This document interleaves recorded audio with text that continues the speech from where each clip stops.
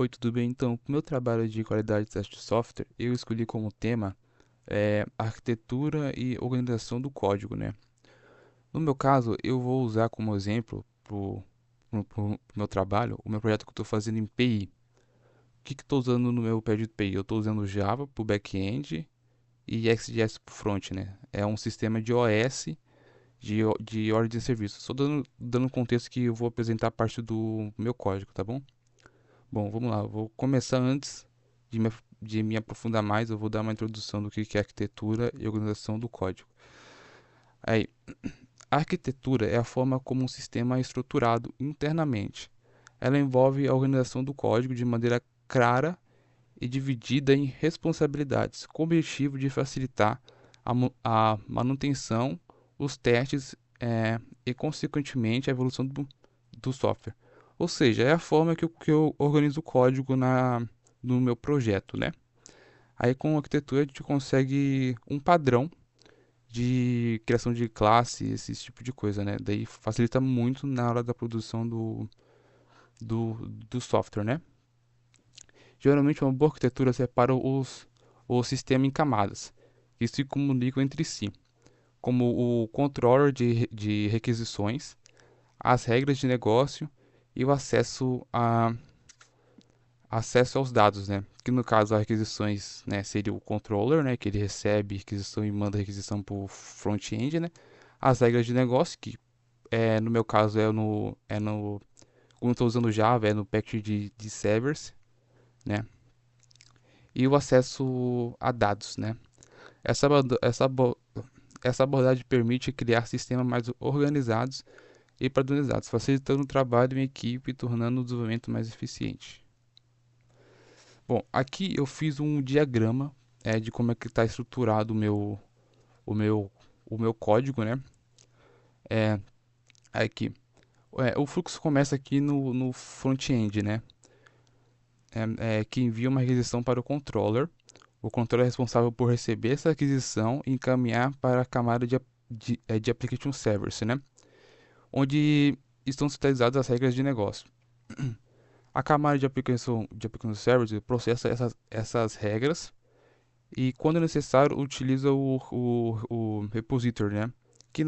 Que isso é no caso na maioria das vezes, né? Para realizar acesso ao banco de dados. As entidades do sistema ficam representadas na camada de domain, né? Que modela o negócio da aplicação. Além disso, utilizamos DTOs para organizar a comunicação externa, garantindo que os dados trafeguem de forma estruturada entre as camadas e o cliente, né? Aqui no caso o domain, ele está guardando o model e o entity, tá? Eu vou explicar mais para frente o que é cada um. É, e por fim a gente tem aqui o config, né? Onde fica as configurações globais, né? No caso, aí futuramente eu vou configurar o cores, né? Por enquanto está vazio esse config, mas normalmente fica o cores, a comunicação com o banco, né? Esse tipo de coisa. Essa organização permite reduzir o acoplamento, melhorar a manutenção e facilitar a evolução do sistema. Agora eu vou explicar o que é cada um: o controller, o application, o repository, o domain e o DTO, né? Vamos lá. Aqui eu coloquei um print de como está organizado o meu projeto aqui, ó. Tá vendo? Aqui a gente tem o application service, né, que processa as regras, né? A gente tem o config, que é para é, configurações globais, né? A gente tem o controller, que eu vou falar sobre ele agora, né? A gente tem aqui, ó, o domain, que tem o entity e o model aqui, né? O que é o entity, tá? O entity são as entidades que são as classes que representam os dados, né? Persistidos no banco, como o cliente, o endereço, e geralmente possuem um identificador único, como o ID, por exemplo, né? Aqui no model é o modelo que representa o domínio do sistema com, é, como um todo, né? Não só o que está no banco, mas também as estruturas auxiliares, né? Que no caso eu estou usando aqui, tem o status da OS, o tipo de filtro que eu estou usando no contexto geral do sistema, né? A gente também tem o DTO, né, que são usados para padronizar a comunicação entre as camadas, né. Bom, aqui, ó. Aqui eu vou explicar o controle, né, que é a camada responsável por receber as requisições e mandar as respostas para o front-end, né. Aqui eu tenho um frontzinho que... Aqui, ó, vou usar o exemplo de cadastrar, que está recebendo aqui o objeto lá do front e vai chamar aqui essa outra função, né, que é no service. Aqui o service centraliza as regras de negócio, evitando a duplicação e lógica espalhada, né. Aqui é onde eu vou persistir entre aspas, né? Eu vou chamar o repository que persiste é, o cliente, né, nesse caso. Aqui a gente tem um repository que eu estou chamando aqui, para poder persistir. Eu estou usando o save, que no caso não está aparecendo aqui, mas no Spring, né? Aliás, eu não falei, mas eu estou usando Spring Boot, que no Spring ele já dá um ponto save que já salva o cliente, né, o objeto. Aqui na camada de modo eu represento o modelo de negócio, né, independente da aplicação. Aqui no caso é o entity, né, que é a camada responsável para representar o pacote de domínio, né, onde ficam as entidades do sistema. Essas entidades são classes que representam os principais conceitos do negócio, como o cliente ou o pedido, né? Que nem eu expliquei lá mais atrás, né? Como eu expliquei antes. Que aqui é onde eu vou representar as entidades do banco em si, né? Aqui a gente tem o DTO, né? Na aplicação, os DTOs, o Data Transfer Object, né, são utilizados para padronizar a comunicação entre as camadas e também entre o sistema e o cliente. Eles definem quais dados entram e saem da API, funcionando como um contrato de comunicação. Diferente das entidades do domínio, os DTOs representam diretamente o modelo de negócio, mas não, os DTOs não representam diretamente o modelo de negócio, mas sim a forma como os dados são expostos externamente. Isso permite desacoplar a estrutura interna do sistema e interface pública da aplicação, né? Separar o que é as entidades e o que é os objetos do sistema, né? De, dessa, de- dessa forma, caso seja, dessa forma, caso seja necessário alterar o modelo interno, é possível manter o mesmo formato da resposta da API, evitando impactos para o cliente. Mais pra frente eu vou explicar um exemplo de que está acontecendo, por que isso é necessário, né? Que agora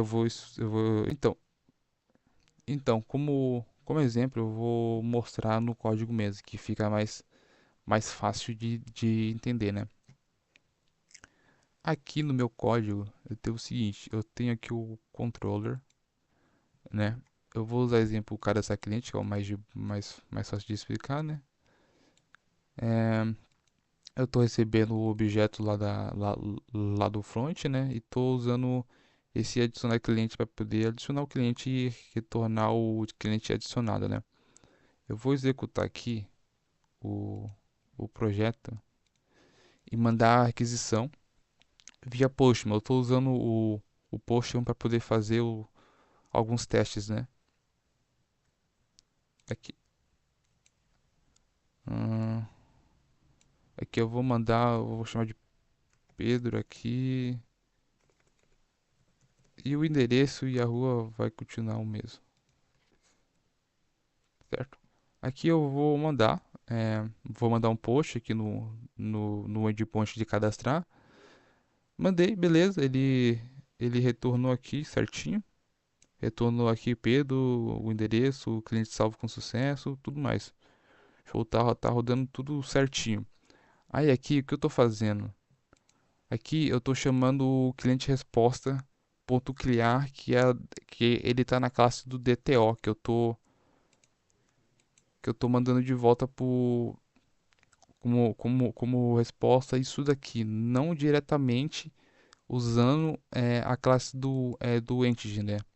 Porque senão fica em um looping. Eu vou te mostrar aqui, fica mais fácil. Eu tô pegando esse cliente convertendo para um DTO para poder mandar como resposta, né? Porque senão ele fica um looping muito estranho. Aqui, ó, eu vou te mostrar, eu vou trocar de branch, que eu queria uma branch aqui pra isso, né? Mostrando o jeito errado de que eu fiz antes, né, no caso. É, Couch, acho que era teste o nome da branch. Legal, eu não lembro o nome da branch.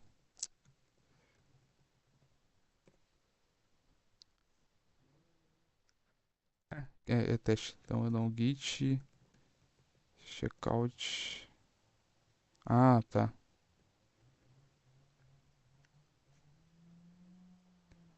Vou ter que dar um comment aqui que eu não comentei minhas coisas, senão eu vou perder aqui. Isso não é tudo mesmo.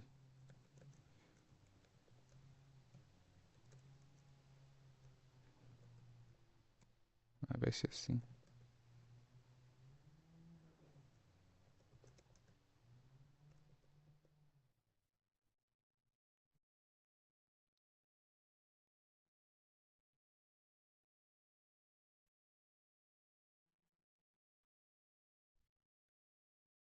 Eu tive que dar um comment que eu tava fazendo as alterações aqui no código e eu não conseguia sair da branch assim e perder, né? Aí eu vou trocar pra minha branch de teste aqui, né? Troquei, beleza. Que é a branch que eu fiz que eu fiz do jeito errado, né? Pode ver aqui no endpoint, ahn, aqui, eu tô simplesmente mandando direto o adicionar cliente, né? Que eu tô retornando direto sem aquele ponto criar lá. Que eu tenho no resposta, no cliente resposta, né? Pode ver aqui, ó. Ahn, Aí aqui eu vou rodar o projeto aqui.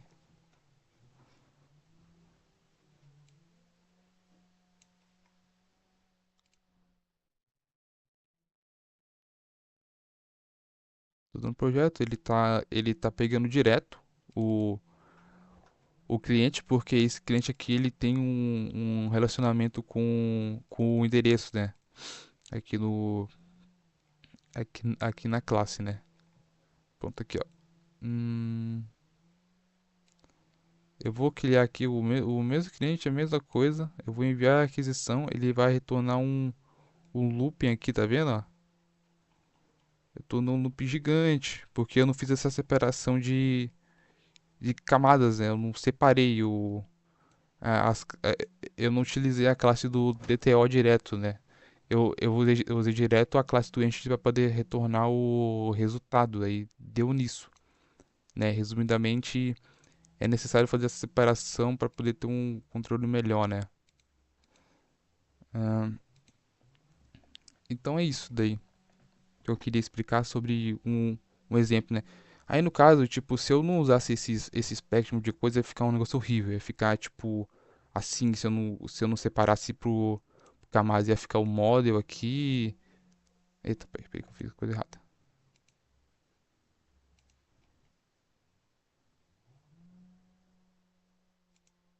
Aqui, tipo, isso, sei lá, se eu fizesse tudo junto aqui, ia ficar, tipo, tudo aqui no controle, por exemplo, ia ficar um negócio horrível.